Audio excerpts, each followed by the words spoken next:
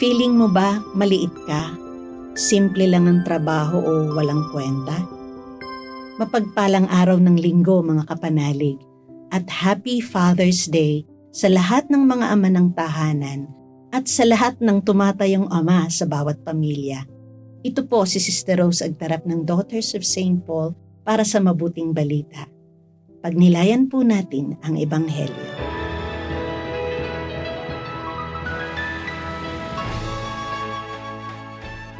Sinabi ni Jesus sa mga tao, Maihahambing ang kaharian ng Diyos sa paghahasik ng isang tao ng buto sa lupa.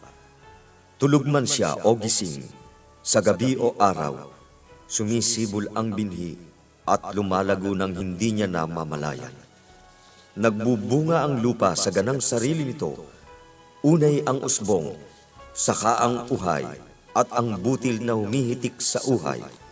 At kapag nagbunga na ito, agad siyang magpapadala ng karit sapagkat sumapit na ang anihan.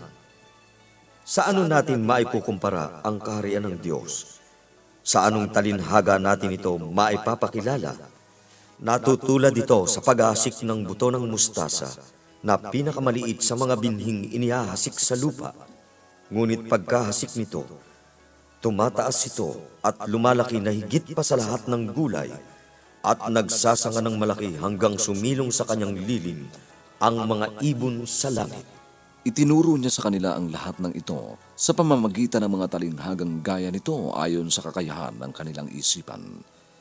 Hindi siya nagturo sa kanila nang hindi gumagamit ng mga talinhaga, ngunit nilinaw niya ang lahat sa kanyang mga alagad nang sila-sila na lamang.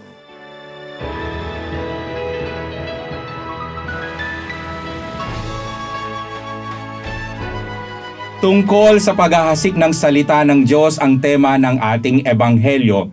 Ipinapakita sa unang talinhaga kung paano natin dapat itanim ang salita sa ating puso at paano ito nagbubunga ng kabutihan sa tamang panahon. Hindi natin dapat ikalungkot o ikabahala kung hindi natin agad nakikita ang resulta ng ating paghahasik sapagkat ang Diyos ang magpapaunlad nito. Responsibilidad natin ang maging mabuting lupa, handang tumanggap at magbigay ng patotoo sa salita ng Diyos.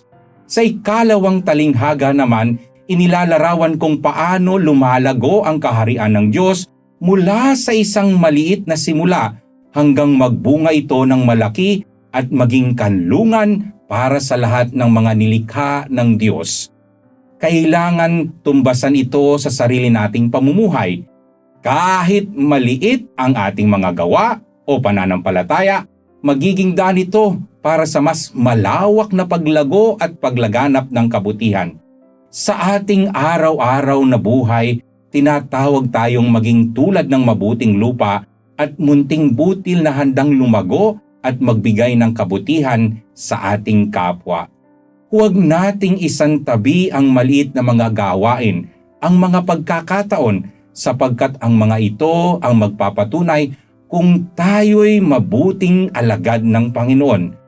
Patuloy nating paalalahanan ang ating sarili na magtiwala sa proseso ng pag-unlad na inilatag sa atin ng Diyos, sapagkat sa tamang panahon magbubunga ito ng masaganang biyaya at tagumpay sa ating buhay espiritual at personal.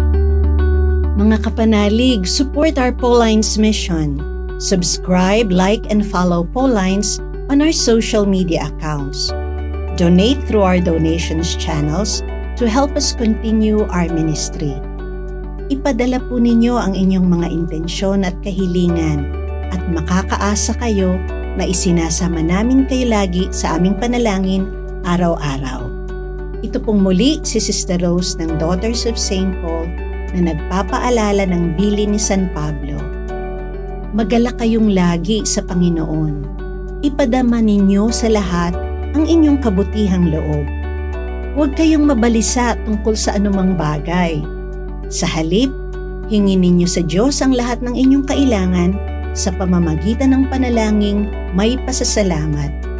At ang kapayapaan ng Diyos na hindi kayang maunawaan ng tao ang siyang mag-iingat sa inyong puso at pag-iisip dahil sa inyong pakikipag-isa kay Kristo Jesus.